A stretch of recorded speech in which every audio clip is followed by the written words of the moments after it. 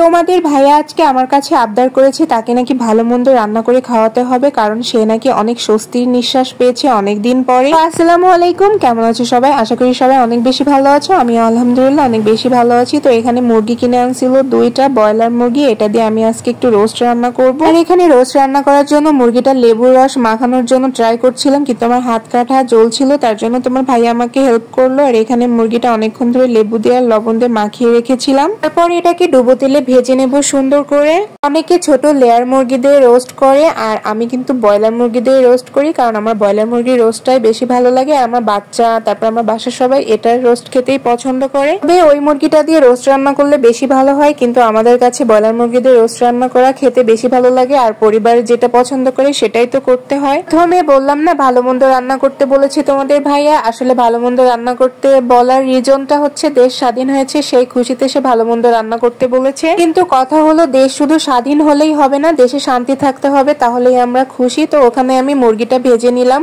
তারপর এই যে একটু তেলের মধ্যে আমি হচ্ছে গোটা গরম মশলা দিয়ে চালটাকে সুন্দর করে ভেজে নিব। সবাই দেখি রাইস কুকারে পোলাও রান্না করে অনেক সুন্দর করে, আজকে ভাবলাম আমিও রাইস কুকারে রান্না করব। তা না হলে আমি সচরাচর সবসময় চুলায় রান্না করি, কখনো রাইস কুকারে আমার রান্না করা হয় না পোলাও। এখানে মুরগিগুলো ভাজা হয়ে গেলে তারপর আমি পেঁয়াজগুলো ভেজে উঠিয়ে রাখবো। এই যে রোস্টের জন্য পোলাওর জন্য অনেক পেঁয়াজই লাগবে, তার জন্য সব পেঁয়াজগুলো একসঙ্গে আমি ভাজি করে নিচ্ছি। আর দেখুন এই ভাজি করতে যায় আমার চুলার অবস্থা কি, মানে মুরগি ভাজতে যায় তেল ছুটে, মানে সব তেল মনে হয় চুলায় পড়ছে। এখানে সুন্দর মতো পেঁয়াজগুলো ভাজা হয়ে গেলে আমি উঠিয়ে রাখছি। তারপর আমি রাইস কুকারে পানি গরম দিয়ে দিয়েছি। পানির মধ্যে আমি হচ্ছে সামান্য তেল, তারপর আদা রসুন বাটা আর লবণ, সামান্য একটু চিনি দিয়ে পানিটাকে সুন্দর করে আমি জাল করে নিব।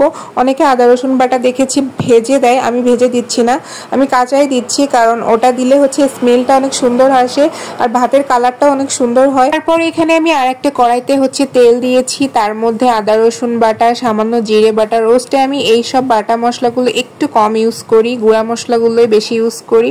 তারপর একটু দুধ দিয়ে এটাকে একটু কষিয়ে নিব কিছুক্ষণ। তার মাঝে আমি একটা মশলা রেডি করতে চলে গেছিলাম, মানে এই রোস্টে দেবো একটা মশলা রেডি করলাম। এই মশলাটার মধ্যে ছিল হচ্ছে বাদাম বাটা, টমেটো সস, তারপর হচ্ছে রোস্টের মশলা, কিশমিশ বাটা, মানে সব ধরনের যেসব গুঁড়া মশলা সবকিছু আমি এটার মধ্যেই হচ্ছে অ্যাড করে দিয়ে ভালো করে এটাকে মিক্সড করে রেখেছিলাম।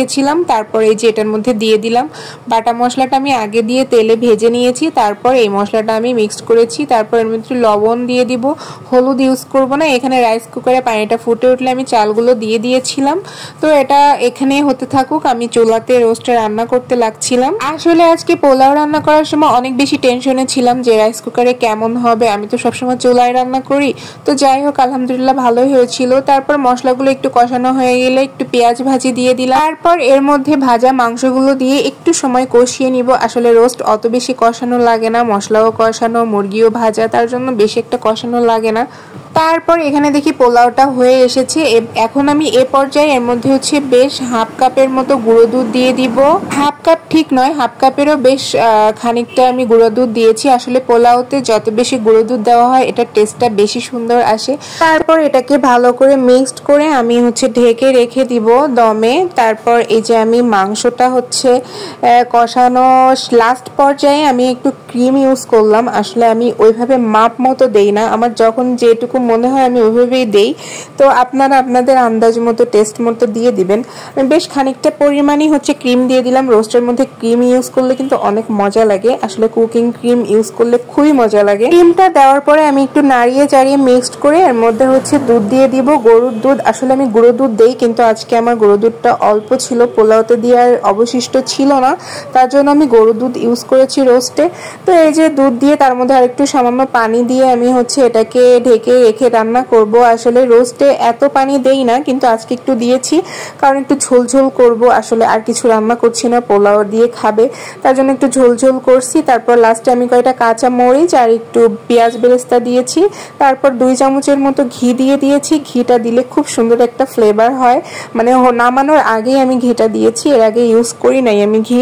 আসলে মুরগি রোস্ট অনেকে অনেকভাবে রান্না করে, কিন্তু আমি এভাবে রান্না করি, আপনারা এভাবে রান্না করে দেখতে পারেন, অনেক মজা হয়। তো এখানে আমার ভাতটাও ফুটে গেছে। তো এই পর্যায়ে আমি হচ্ছে 2 চামচ ঘি দিয়ে দেব। ঘি দিয়ে নাড়িয়ে তারপর আমি আবারও 2 চামচ দিয়ে দিয়েছিলাম, আসলে সেটা দেখাতে পারি নাই। তো এখানে ঘি দিয়ে আর একটু সময় ঢেকে রেখেছিলাম। তারপর এই যে আমার ভাতের হচ্ছে ফাইনাল লুক। আর রাইস কুকারে রান্না করলে হবে কি, ভাতটা এত পরিমাণে পারফেক্ট হয়েছিল সেটা বলার মতো না। একদম চুলার থেকেও আমার কাছে মনে হয়েছে অনেক বেশি পারফেক্ট হয়েছে এটাতে। যাই হোক, রান্না বান্নার শেষে আমরা সবাই মিলে খেতে বসে গেলাম। এখানে আমার মেয়ে খাচ্ছিল, আর ওর তো এটা খুবই পছন্দের খাবার। যত খাবার আছে আমার মেয়ের কাছে এই খাবারটা সব থেকে বেশি পছন্দের, পোলাও আর রোস্ট। তো ও হচ্ছে খাচ্ছিল, আমি হচ্ছে ওকে ভিডিও করলাম। তারপরে যে আমিও খাওয়া শুরু করে দিলাম। আর কি বলবো, মানে মাখিয়ে রোস্ট দিয়ে পোলাওটা জাস্ট একবার মুখে দিয়েছিলাম, মানে অসাধারণ। মানে মাংসটা থেকে এতটা সুন্দর একটা ফ্লেভার আসতেছিল, ক্রিমি ক্রিমি একটা স্বাদ, মানে অসাধারণ ছিল কম্বিনেশনটা। আর আমি পোলাও বিরিয়ানির সাথে দই খাবো না সেটা কি হয়, এটা নিয়ে অনেকেই হাসাহাসি করে। আমি দই দিয়ে ভাত দিয়ে মাখিয়ে খাই, এটা আমার অনেকই ভালো লাগে। যাই হোক, আজকের মতো এ পর্যন্ত। আল্লাহ হাফেজ।